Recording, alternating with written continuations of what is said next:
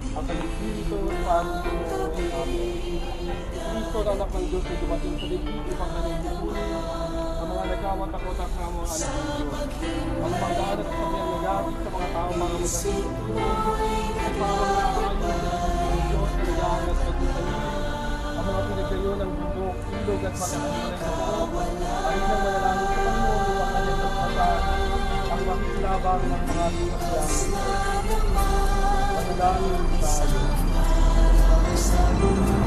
Manalangin sa mga pangilihan sa mga pinahan ng langit ng sila. Ang kagandahan, loob, at kaloob mo sa mga tao ang dapat sa panang pagdaloob mo sa mga malalakay sa pamamagitan ng mga sakyan ito ang pagsilang sa kaligtas ng kanan.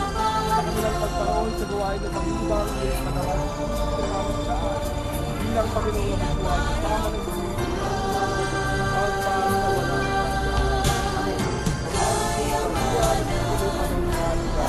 ang Panginoong Diyos ay sumasagot. Sugod ng pinagpala sa babae ng lahat at pinagpala naman ang lunak. Santa Maria, Ina ng Diyos, panalangin kami sa kasalanan. Ngayon at kung kami mamamatay. Amen.